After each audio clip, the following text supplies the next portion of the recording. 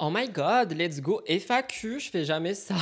J'espère que vous allez bien. On se retrouve aujourd'hui pour la vidéo FAQ qui était censée être une vidéo FAQ maison, genre la dernière vidéo de la série emménagement, déménagement, etc.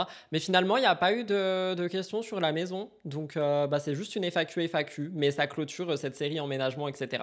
J'espère que ça va vous plaire. J'ai jamais fait ça de ma vie. Vas-y, comment je mens? Si, j'ai déjà fait des FAQ, mais genre, ça fait longtemps que j'en ai pas fait. Et là, je suis dans le bureau Murders. La raison étant qu'il y a des éclairages, il y a un micro et que je viens de filmer un true crime. Donc je me suis dit que j'allais vous filmer cette vidéo juste après. J'ai pas de quoi boire, j'ai rien, donc on va juste blablater les amis. N'oubliez pas de liker, commenter, vous abonner. Et oui, on le dit jamais sur cette chaîne de vlog. Et voilà. Rejoignez-moi sur Instagram, les questions ont été posées là-bas et également en anonyme.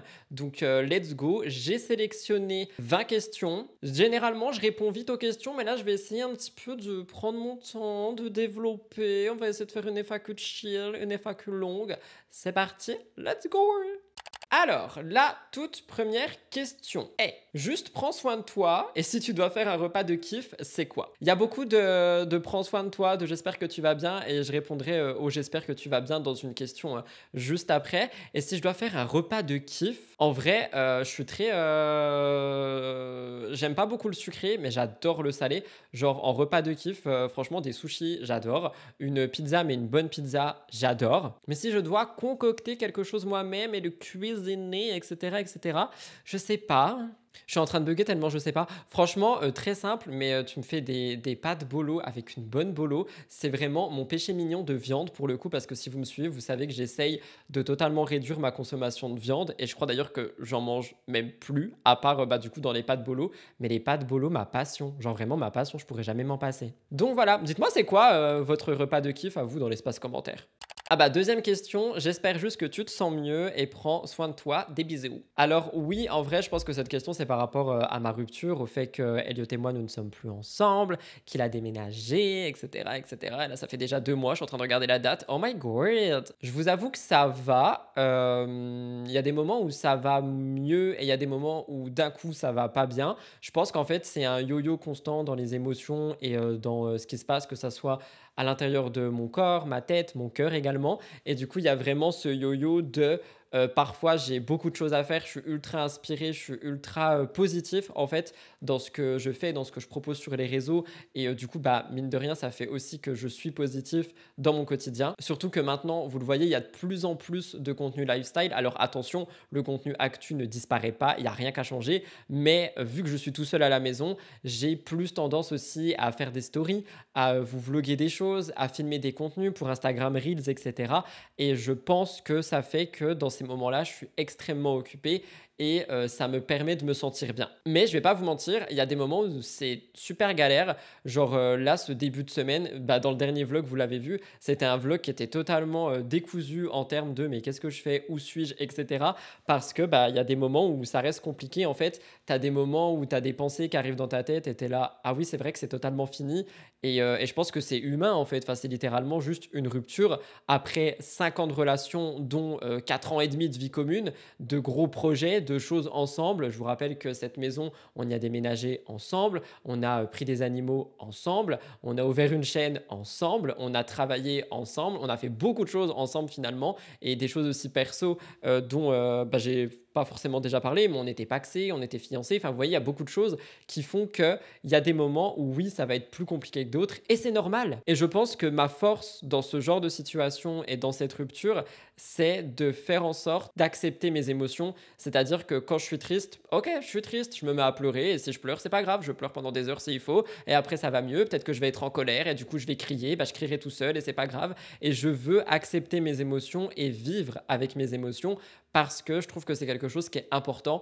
Et je trouve que si tu caches tes émotions sous le tapis, plus tard, ça te pète à la gueule d'un coup, et là, c'est pas forcément quelque chose qui est positif. Donc voilà, je me suis un petit peu égaré, mais au moment où je parle, là, ça va. Je vous avoue, demain, il y a la Saint-Valentin, c'est assez étrange, parce que du coup, j'ai passé 4 Saint-Valentin non seul, et là, ça va être la première où je vais être là en mode « Ok, so I'm with myself, qu'est-ce que je vais faire ?» Et d'ailleurs, vous voyez cette vidéo au jour de la Saint-Valentin. Si vous êtes tout seul, on est ensemble. Enchanté, Rudy Cop Cop, venez, on forme tous un trouble.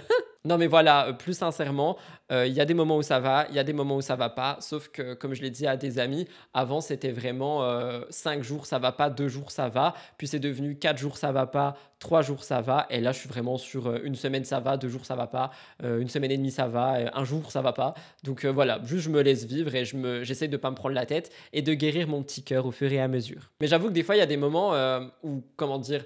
Genre tu as des souvenirs qui reviennent d'un coup et tu es là en mode: «Ah ouais quand même, c'est triste quand même». Peux-tu expliquer ta transition entre Gossip Rudy, changement de DA, etc., etc. Je pense que la personne m'a soit rejoint il y a pas longtemps, soit est tombée sur des vidéos où j'étais nommé Gossip Rudy. Alors, je pensais pas répondre à cette question parce que bah, franchement, ça date, genre franchement flemme. Mais je pense que pour les personnes qui débarquent et qui ont découvert qu'à un moment, effectivement, je m'appelais Gossip Rudy, ça peut être intéressant de revenir dessus. Mon contenu, quand je suis revenu sur les réseaux, sur YouTube notamment, il y a 3 ans maintenant, 4, j'ai pas de notion du temps, ok? J'ai aucune notion du temps. Je m'étais fait appeler Gossip Rudy parce que je voulais vraiment être dans le gossip, les dramas, etc., etc., par rapport à YouTube, par rapport aux influenceurs.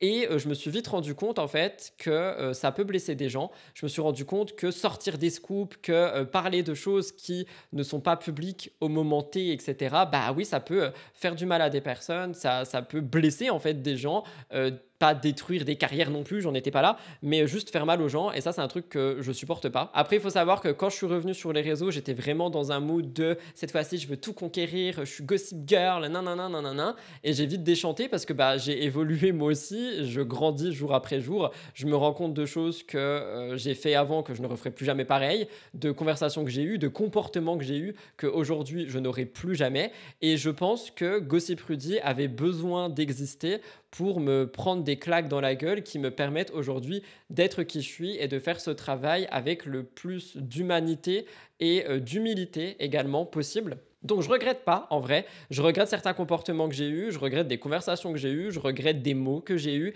et des contenus que j'ai pu faire qui sont d'ailleurs plus disponibles sur cette chaîne, enfin sur la chaîne principale parce que là on est sur la chaîne de vlog. Mais comme pour tout en fait, je pense que chaque combat et chaque erreur te permet de devenir une meilleure version de toi-même et Gossip Rudy, bien mort et enterré.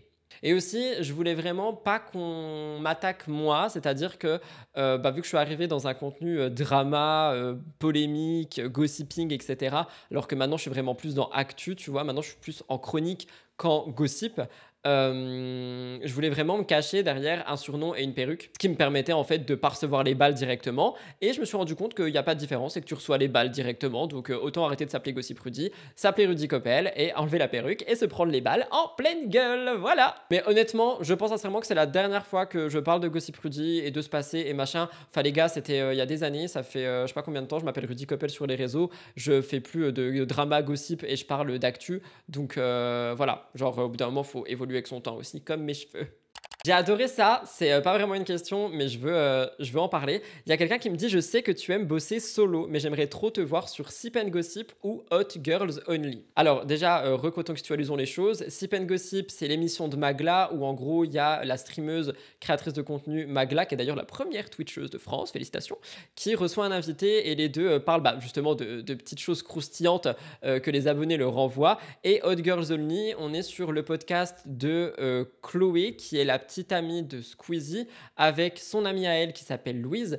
Et bah, les deux font un podcast en gros et elles parlent de sujets divers et variés. J'apprécie énormément ce podcast, j'attends tous les épisodes. Alors franchement, je vous le dis, je suis pas trop podcast audio, mais les podcasts vidéo, j'adore ça quand je travaille. Et Hot Girls Only et celui de Marie Heure Miroir, je les dévore à chaque sortie toutes les semaines. Et je veux aussi réagir sur le: je sais que tu aimes bosser solo. Alors j'aime bosser solo pour mon contenu. Ça me dérangerait pas d'aller sur d'autres chaînes, enfin ça dépend qui, explorer d'autres contenus et surtout d'autres types de contenus. Et honnêtement, je sais pas qui est cette personne parce que là j'ai pas les noms, j'ai pris les screens etc des questions, mais la personne me connaît très bien parce que Sip and Gossip ou Hot Girls Only, ce serait vraiment les deux émissions sur lesquelles j'aimerais apparaître parce que je trouve qu'on est sur des contenus à la fois divertissant mais en plus intéressant parce que les conversations sont toujours intéressantes. D'un côté on a vraiment plus de légèreté mais aussi un certain intérêt, et de l'autre on est sur un contenu, donc là je parle de Hot Girls Only, qui est intéressant et qui permet d'apprendre des choses. Sauf que je ne pense pas que Magla veuille de moi, je suis personne, et je ne pense pas que Hot Girls Only veuille de moi, je ne suis personne. Mais voyons grand, touchons du bois, sait-on jamais. Mais en tout cas je vous conseille ces deux émissions si jamais vous ne connaissez pas. Coucou, envisages-tu une chronique sur la spiritualité, l'astro, les pleines lunes, les nouvelles lunes, les manifestations, les lois de l'univers? Alors sur mon émission qui est sur ma chaîne principale, il y avait un truc qui s'appelait l'Astro Actu et on revenait un petit peu chaque semaine sur ce qui se passait en astrologie. Je l'ai enlevé. J'hésite à peut-être le faire en contenu court, pourquoi pas, une fois par semaine sur mon compte Insta. N'hésitez pas à me dire si ça vous intéresserait. Du coup, chez vous, sur YouTube, ça serait en short sur cette chaîne, mais genre de temps en temps, quand il y a une pleine lune, une nouvelle lune ou peu importe, vous faire un contenu comme ça où je vous explique un petit peu, par exemple, ce que je mets en place, ce que ça peut représenter, pourquoi pas. Après, je suis pas du tout un pro dans ce domaine, mais ça me dérange pas de me renseigner, de vous faire ce genre de contenu, sachant que tout ce qui touche à l'astrologie et également tout ce qui va être la spiritualité, ce sont des sujets qui m'intéressent beaucoup, que je pratique beaucoup. C'est aussi une facette de moi que je ne montre pas et que je pourrais d'ailleurs montrer sur Internet, mais je ne le fais pas pour le moment. Donc pourquoi pas, ça pourrait être des choses qui sont intéressantes. Vous me direz si ça peut vous intéresser sur Instagram et donc ici en YouTube Shorts, ou alors l'intégrer dans des vlogs ou en faire des vidéos, j'en sais rien. Si ça peut vous intéresser, why not finalement? Dites-moi ça juste en dessous. Quels sont tes projets futurs? On va parler de projets pro et perso, je pense. En projet perso, mon permis. Genre vraiment juste passer le permis, acheter ma voiture. Là, c'est mon projet futur à court terme. Du coup, j'en profite, petit update permis. Je suis toujours en attente de date, ça avance et d'après mes calculs, je devrais le passer en avril si tout va bien. J'espère sincèrement l'avoir du premier coup parce que sinon, il faut encore repousser. Normalement, ça devrait le faire parce que je continue du coup de conduire avec mon moniteur à raison de 2 heures par mois. Plus, j'ai ma mini voiture sans permis qui fait que je conduis plusieurs fois par semaine. Donc en fait, à chaque fois que je la prends, je me mets en condition de permis, donc je guette tout, je fais attention à tout, je fais attention aux vitesses. Même si elle va pas vite, je fais en sorte aussi de ralentir à l'arrivée d'un rond-point, même si je fais chier des gens derrière, tu vois, je m'en fous. C'est juste vraiment pour rester dans ce rôle et dans ce mood de permis. Donc j'espère que je l'aurai du premier coup. Ensuite, comme je vous l'ai dit, prendre ma voiture, je vais la prendre en LOA, je sais pas si vous connaissez, location avec option d'achat. Donc j'ai déjà sélectionné les voitures qui m'intéresseraient, je me la ferai livrer, etc. Donc ça, c'est vraiment projet perso à court terme. C'est tout ce qu'il y a dans le perso, je crois. J'aimerais aussi que Blue voit un éducateur pour essayer de vraiment mieux le cadrer, notamment par rapport au dehors, parce que par rapport à dehors, il n'est pas bien cadré. Et je me dis que si jamais je veux l'emmener en week-end, en vacances ou peu importe, ça peut être compliqué et j'aimerais bien que ça ne le soit pas, surtout pour lui, parce que c'est pas drôle en fait pour lui de l'engueuler, de lui priver de trucs, etc. si on est en balade et je trouve que c'est dommage. Du coup, voir un éduc, je pense. Et en projet perso, je crois que c'est tout. Me marier, évidemment. Je rigole. Je rigole. En projet pro, j'en ai pas mal. Je vais peut-être pas tout vous dire, mais il y en a pas mal par rapport en termes de contenu. Je déteste faire la fucking influenceuse qu'elle a. J'ai trop de projets, je peux pas vous en parler, c'est en construction, hein. Donc je vais vous en dire un, la pièce podcast. Les podcasts, j'aimerais beaucoup que ça reprenne. Vous le savez, et on va y revenir juste après, j'ai vu une question sur ça. J'ai un bureau qui est séparé de ma maison. Donc en gros, il y a ma maison et juste à côté, il y a mon bureau avec des studios, des pièces vides, etc. Et il y a une pièce qui était l'ancien décor de Murders avant que Elliot déménage, que j'aimerais refaire en bureau podcast, en studio de podcast avec un petit canapé, un petit micro, des petites lumières, etc. etc. Mais ça demande des frais, les amis. Et du coup, j'ai un petit peu trouvé le mood board, les meubles que je veux, etc. Et j'ai aussi le budget qu'il me faut. Sauf que vous le savez certainement ou pas, mais je n'ai pas de sponsor pour ce genre de choses. C'est-à-dire qu'à chaque fois que je crée un décor, à chaque fois que je crée un bureau, à chaque fois que je crée quelque chose pour créer du contenu, j'investis en fait à l'intérieur moi-même. Et donc, si je crée cette pièce de podcast, le but sera évidemment de générer de l'argent par derrière pour rembourser ce que j'aurais dépensé pour la créer. Parce que je ne sais pas si on se rend compte, mais juste le matériel audio-vidéo, ça va coûter très cher. Donc, ces podcasts seraient filmés pour ensuite être postés soit sur cette chaîne, soit sur une chaîne spéciale podcast, je ne sais pas encore. Et normalement, je voulais créer tout ça pour le printemps, sauf que il y a le permis qui arrive aussi en même temps et je me dis il y a une voiture qui va arriver en même temps, donc il faut que j'arrive à jongler entre tout. C'est pour ça en ce moment j'économise beaucoup, donc à voir, ça sera peut-être pour fin du printemps, sinon pour l'été. Mais j'aimerais vraiment reprendre les podcasts et avec des sujets beaucoup plus construits, donc le podcast sans artifice, hein, avec des sujets beaucoup plus construits, des choses et des discussions qu'on pourrait d'ailleurs avoir ensemble. Donc voilà, ça c'est vraiment le projet pro que j'aimerais mettre en place pour 2025, mais je pense qu'il va arriver pour le deuxième semestre parce que que il me faut les fonds, il me faut le temps de, et il faut la construction de, et voilà, et je suis tout seul à tout faire. Donc c'est des projets qui sont de grosse ampleur. Et pareil, il faut que ça rentre aussi dans mon emploi du temps, de pouvoir filmer les épisodes, monter les épisodes, poster les épisodes. Donc à voir, sachant que j'aimerais aussi en faire des extraits. On verra. Mais ça, c'est vraiment le projet pro à long terme que je veux pour cette année, c'est créer la pièce de podcast. Dites-moi si ça vous intéresserait, et d'ailleurs pendant que je vous tiens ici, là comme ça, dites-moi aussi si vous aimeriez voir les épisodes sur cette chaîne ou sur une chaîne à part. N'hésitez pas à me dire. Toujours dans le pro, j'adore. Quelles évolutions vises-tu pour tes chaînes? Parce que si vous ne le savez pas, j'ai énormément de chaînes YouTube. En fait, c'est un écosystème, Rudy Cop Cop. Il y a ma chaîne principale avec tout ce qui va être le contenu actu. Donc, il y a mon émission du dimanche, mon émission du mercredi et les petites vidéos qui gravitent autour. Cette chaîne, en termes d'évolution, en vrai, j'aime beaucoup ce que je produis. J'aime beaucoup ce que je fais en termes d'émissions. Donc, je trouve que mon décor est bien, que le rendu vidéo est bien, que la manière dont j'apporte les actus est bien également. Après, évidemment, je suis en constante remise en question par rapport à ce que je fais, mais pour moi, je ne vois pas grand-chose évoluer à part peut-être ma manière de m'exprimer. Et ça, pareil, ça pourrait faire partie des projets pro. Essayer de prendre des cours par rapport au fait de s'exprimer à l'oral, etc., pour toujours apporter une patte plus professionnelle à mes contenus sur ma chaîne principale. Après, si on parle de termes objectif d'abonnés, objectif de chiffre d'affaires, honnêtement, je suis très bien comme je suis sur cette chaîne. Je vous l'avais toujours dit, mon but était d'avoir 50 000 abonnés. Au moment où je vous parle, on est 60 000 sur cette chaîne. C'est énorme. J'y aurais jamais cru. Donc maintenant, le seul goal que je peux avoir, c'est vraiment juste le trophée YouTube, quoi. Sur ma chaîne de replay, donc où il y a les lives actu, on est toujours dans l'actualité, et du coup sur la chaîne Twitch concernant l'actu, pareil, continuer d'y faire grandir. Pour le coup, en objectif, là, on vise les 10 000 abonnés pour cette année, donc espérons y arriver. Et j'aime beaucoup ce côté débat avec les gens, donc ça, je pense que j'aimerais le faire évoluer en visu par rapport au stream, mais pareil, je ne sais pas trop quoi rajouter, donc quand j'ai des idées, je les rajoute. Pour le moment, j'aime beaucoup ce que je fais, et je pense que trop donner pour juste dire regardez, je change tout, parfois c'est pas forcément intéressant, donc on verra par la suite. Sur Twitch également, continuer le gaming, j'aime énormément ça.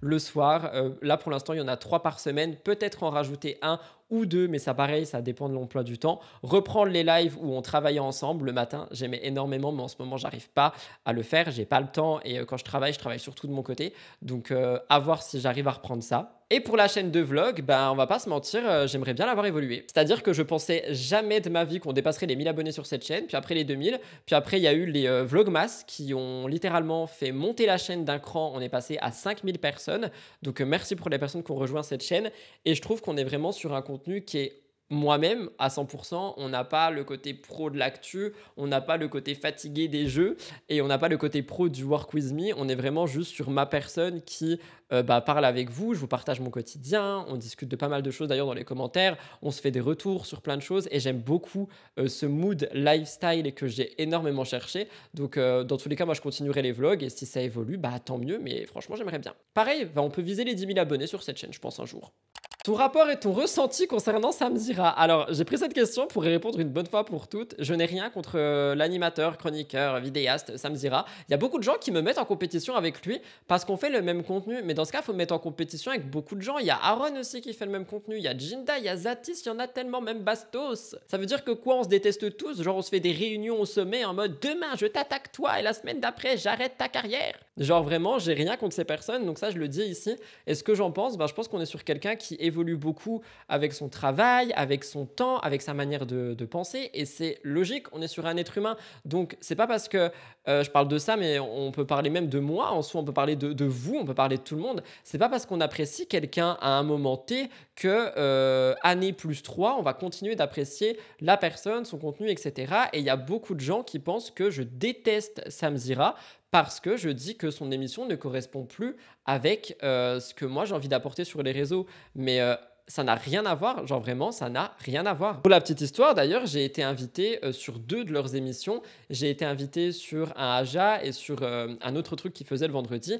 La première, je voulais pas forcément y aller parce que j'aimais pas l'émission comme telle, et je voulais vraiment faire un Aja. Et au moment où ils m'ont invité sur Aja, l'émission, pour moi, elle ne correspond plus en fait à ce que j'ai envie d'apporter en tant que chroniqueur, et c'est pour ça que j'ai refusé. Ça veut pas dire que je déteste la personne, enfin, je refuse des collabs, je refuse des des invitations également. Ça ne veut pas dire que je déteste les gens, ça veut dire que j'ai pas envie d'apparaître ou de travailler avec des choses qui ne sont pas en accord avec qui je suis aujourd'hui. Et peut-être que dans 2 ans, bah pareil, mon contenu il va changer, on sera dans le trash et dans le Frenchy Shore. Et peut-être qu'à ce moment-là, bah, j'accepterai du coup parce que ça correspondra avec ce que j'ai envie de partager sur les réseaux. Mais j'ai pas envie de me forcer à aller quelque part ou travailler avec une marque pour dire que hop, je peux le cocher sur ma liste, même si je vous avoue que quand j'ai commencé à vraiment traiter d'actu, donc quand Gossip Rudy est mort, RIP, et que j'ai commencé à traiter d'actu, j'étais vraiment là, et Elliot peut en témoigner, en me disant waouh, le goal ultime, ce serait d'apparaître sur l'émission de Sam, Aja. Et aujourd'hui, bah du coup, c'est plus du tout mon goal,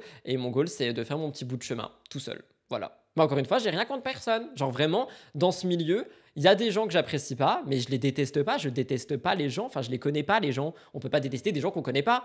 On peut juste avoir un bon vibe ou un mauvais vibe envers certaines personnes. Mais franchement, pour que je déteste quelqu'un, il faut m'en faire, hein. Te sens-tu mieux? On va juste dire oui. En vrai, ça va. Oui, ça va, je me sens mieux. Tu m'inspires par tout ce que tu gères au quotidien. Un conseil pour être aussi productif? Ne le soyez pas quand vous ne voulez pas l'être. Franchement, c'est mon conseil. C'est-à-dire qu'il y a des jours où j'arrive pas, il y a des jours où j'ai pas envie.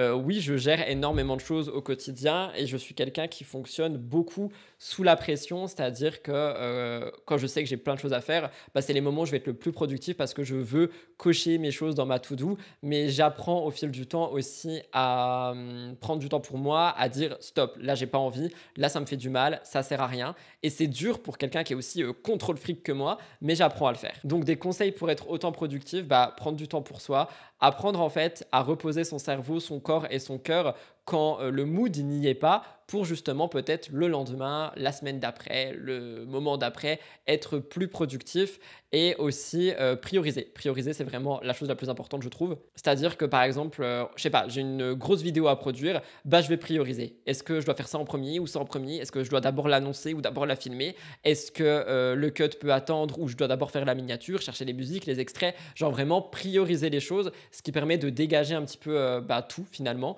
et ce qui permet d'avoir la meilleure organisation que possible. J'espère que j'ai bien répondu à la question, vous me direz. C'est quoi ton objectif dans 1 an et dans 5 ans pro et perso? Je t'adore. Alors j'ai repris cette question parce que comme ça là on a vraiment un court terme et un long terme. Pro dans 1 an, bah du coup j'ai dit la pièce de podcast, franchement j'aimerais beaucoup. Et dans 5 ans, j'espère qu'on aura les 100 000 sur ma chaîne principale. Perso dans 1 an, le permis et ma voiture s'il vous plaît, la sociabilisation. Et dans 5 ans, je sais pas. Franchement le côté perso, j'ai longtemps fait des plans sur la comète de dans 5 ans je serai là et je ferai ça et je serai avec telle personne. Et je me suis rendu compte qu'en fait, la vie, à tout moment, elle te dit no. Donc, des projets en long terme par rapport à ma vie perso, j'arrive pas à en donner et je pense pas que j'en ai. Voilà. I am so sorry. Tu as découvert ta féminité quand/comment, maquillage, faire tes cheveux, etc. etc. Est-ce qu'on peut vraiment parler de part de féminité? En tout cas, je comprends ta question. Je pense que je l'ai découvert à mon adolescence, mais que je le cachais beaucoup. Je pense que la société a énormément évolué et qu'au moment T, tu peux pas forcément... Enfin, à ce moment-là, tu pouvais pas forcément être qui tu avais envie d'être. Et je pense que j'ai commencé à l'assumer quand il y a eu tout je vais pas dire phénomène, mais tout l'engouement autour de Bilal Hassani il y a très longtemps, qui a commencé à sortir avec des perruques, du make-up et c'est devenu médiatisé et on en a de plus en plus parlé. Après, il y a vraiment eu une émergence des dragues dans les médias. Les dragues existent depuis très longtemps et je pense qu'en fait, ça a révélé beaucoup de personnes et j'ai aussi pris de plus en plus confiance en moi. Genre, je sais qu'à la fac, je me maquillais déjà, je m'habillais fémininement, je mets des guillemets parce que j'aime pas genrer les choses, mais c'est pour que vous compreniez. À la fac aussi, je faisais mes cheveux à la fac aussi, etc., etc., etc. Donc je pense que petit à petit, les choses ont évolué comme ça. Hello Rudy, est-ce que tu te sens prêt à parler de la chose que tu as apprise à ton sujet l'année dernière, au sujet de ta santé pour laquelle tu avais du mal à passer le permis? La réponse est non. La réponse est non et je le dis ici parce que j'ai déjà parlé de beaucoup de choses me concernant et il y a des parties de moi et des parties de ma vie que j'ai pas envie d'exprimer. Vous savez déjà que je suis quelqu'un d'hypersensible, vous savez déjà que je souffre de TCA, vous savez aussi que j'ai eu une relation qui s'est terminée, vous voyez tous les moments de cette rupture. Il y a beaucoup de choses que vous savez sur mon côté perso et il y a des choses que je suis pas prêt à dire. Il y a des choses que j'ai pas envie qu'on utilise contre moi parce qu'il n'y a pas que des gens bienveillants sur Internet. Il y a des choses que j'ai pas envie qu'on utilise contre moi. Et oui, c'est une chose qui m'empêchait de passer le permis parce que bah, je pensais qu'il y avait qu'une seule manière de passer le permis et finalement j'ai trouvé la boîte automatique qui me permet de gérer plusieurs choses. J'ai vu des gens me dire que j'étais TDAH, j'ai vu des gens me poser toutes sortes de diagnostics. Je pense sincèrement que ça part d'un bon sentiment, mais posez pas des diagnostics sur les gens sans les connaître parce que ça se trouve vous pouvez mettre le doigt sur quelque chose et c'est quelque chose qui peut être blessant pour la personne qui n'a pas envie d'en parler. Alors je dis pas que quelqu'un a trouvé la chasse au trésor ou que quelqu'un n'a pas trouvé cette chasse au trésor. Je pense aussi aux autres qui n'ont pas forcément envie d'être diag comme ça sur les réseaux. Et quand j'ai vu que quand j'ai émis ceci, il y a plein de gens qui ont commencé à faire leurs suggestions dans les commentaires, je me suis dit ok, heureusement que j'en ai pas parlé parce que sinon on allait vraiment m'en parler pendant longtemps et j'ai pas envie. Donc je me sens pas prêt à en parler, peut-être l'année prochaine, peut-être dans 5 ans, peut-être dans 10 ans, peut-être quand j'en aurai plus rien à faire de tout et que je dirai absolument tout ce que je pense sur toute la vie. Mais pour le moment, j'avoue que non, je ne suis pas prêt et j'aimerais qu'on respecte ça. Love you quand même. Ta chaîne principale évolue-t-elle à la vitesse que tu souhaiterais ou aimerais-tu gagner en abonnés plus rapidement? Honnêtement, je regardais les stats avant les 50 000 parce que je voulais vraiment atteindre ce palier de 50 000. Encore une fois, même s'il y en a plein qui ont dit « mais t'es un menteur, si on est sur YouTube, c'est pour avoir des millions d'abonnés, pour avoir le trophée, etc. » C'est peut-être le cas de plein de gens. Moi, je voulais juste 50 000 abonnés parce que j'ai l'impression que c'est vraiment propre à moi-même. Hein. Mais j'ai l'impression que ce cap te prouve et prouve aux gens que ton travail vaut quelque chose, tu vois. Donc, c'était vraiment le cap que je voulais et le cap qu'on a dépassé et j'en suis ravi. Donc, je regarde plus trop les stats, franchement, à part voir si MTT vous plaît et les commentaires pour voir les retours par rapport au contenu. Mais sinon, je regarde plus trop les stats, j'avoue. Et ça me fait du bien. Genre, je regarde pas combien d'abonnés je gagne dans le mois, je regarde pas combien d'abonnés je gagne sur l'année, etc. Alors qu'avant, oui. C'est pour ça que j'étais choqué quand j'ai vu qu'on avait passé les 60 000 parce que je les ai pas vus arriver en fait. Et du coup, je pense qu'elle évolue bien. Enfin, je sais pas, est-ce que c'est sur quelle échelle En fait, je pense que à partir du moment où tu arrives à vivre de ce que t'aimes, c'est bien, non? Je sais qu'il y a beaucoup de gens qui sont vraiment en mode abonné, abonné, abonné et ils ont le droit. Moi, je suis vraiment en mode business, c'est-à-dire qu'à partir du moment où j'arrive à vivre de mes réseaux et c'était vraiment le but au départ, bah, je suis content même si j'ai pas 100 000 abonnés, même si mes vidéos font pas 50 000 vues, je sais même pas si on fait 50 000 vues, je crois qu'MTT fait 30-35 et c'est déjà énorme, j'aurais jamais cru ça, honnêtement, vraiment. Genre moi je suis pas à la course aux abonnés, à la course, je suis pas comme ça, je l'ai été au tout début mais là je suis pas comme ça. Coucou, reçois-tu des commentaires méchants sur ta personne et comment les appréhendes-tu?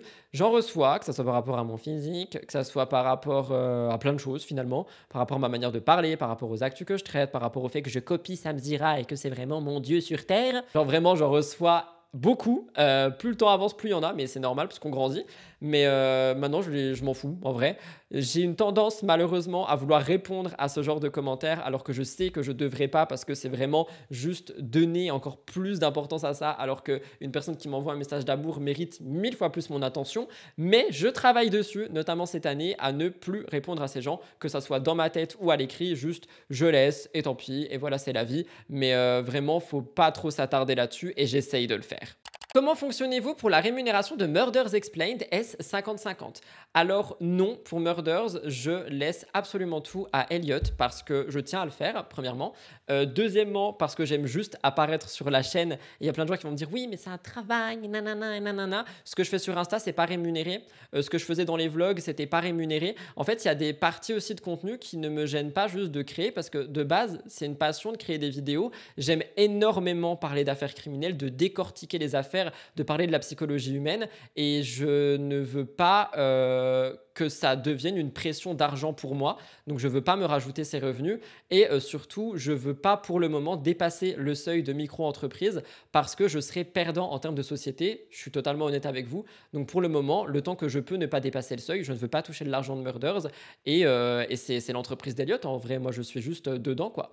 Tout comme lui m'aide sur plein d'autres choses en off que vous ne voyez absolument pas et pour lesquelles je ne le rémunère pas. Donc c'est juste, on s'entend comme ça. Et il y a plein de gens qui comprennent pas, mais en soi, it's not your business. Mais je comprends la question, du coup j'y réponds. Coucou, y a-t-il un filtre beauté sur tes vidéos? Bisous. Question très intéressante et oui, il y en a un. Enfin, c'est pas un filtre beauté. Sur cette caméra-ci, il y a un filtre qui permet de lisser un peu la peau et moi, je le mets uniquement pour pas qu'on voit mes repousses de poils parce que dans les vlogs, je sais pas, ça me dérangeait. C'est un petit complexe et non, je veux pas faire de laser parce que si un jour je veux une barbe, je suis totalement BAISE. Donc je mets le lissage moyen, je mets pas le extrême, je mets le moyen. Donc sur cette caméra, il y a ça. Et sur les réels que je fais sur CapCut, pareil, je mets un lissage un petit peu pour tout simplement enlever les repousses de poils. Mais sur ma chaîne principale, il n'y a aucun filtre beauté. Ma grosse caméra ne me permet pas de le faire et je le ferai pas quand même. C'est vraiment pour les vlogs et les vidéos comme ça. Mais très bonne question. Un retour sur les matelas Emma, j'ai pas mal au dos et je dors très bien, je pense que c'est suffisant et c'est pas une collab. Hello, te sens-tu parfois débordé puisque tu dois entretenir deux maisons à toi tout seul? Comme je vous l'ai expliqué, j'ai ma maison perso et les bureaux. Et en vrai, non, parce que pareil, j'ai une bonne organisation. Je fais le gros ménage ici une fois par semaine et sinon, je fais un petit peu tous les jours, surtout dans le rez-de-chaussée parce que quand je travaille ici, par exemple, Blue est au rez-de-chaussée. Donc, c'est vraiment l'endroit que je lave le plus souvent. Et à côté, il n'y a que moi qui y vais. Donc, pareil, je fais les gros ménages une fois par semaine et c'est largement suffisant. Donc, non, en vrai, je m'en sors très bien. Et encore une fois, tout est une question d'organisation et vous avez en face de vous Brie Van de Camp Cop Cop. Et c'était la dernière question de cette FAQ. Voilà tout le monde pour cette très longue FAQ. J'espère sincèrement qu'elle a pu vous plaire. N'oubliez pas de liker, commenter et vous abonner, ça aide grandement. J'ai essayé de développer les questions comparé à avant où juste je répondais 2 mots par question. Donc j'espère que ça vous a plu. J'attends tous vos retours dans l'espace commentaire et promis, je vous en referai une d'ici quelques mois. Je vais essayer d'en faire 2 dans l'année, ça peut être assez intéressant. Je vous embrasse, on se retrouve dans 2 jours pour une nouvelle vidéo, un vlog où je reçois mes nouveaux habits et peut-être des bébés tout nus et pour mon quotidien comme d'hab. N'oubliez pas d'activer la cloche parce qu'il n'y a pas d'ordre de sortie de vidéo, genre il n'y a pas de jour prédéfini. Je poste quand j'ai envie de poster, ça fait du bien. Je vous souhaite encore une fois une bonne Saint-Valentin, un bon week-end, je vous embrasse, bye bye!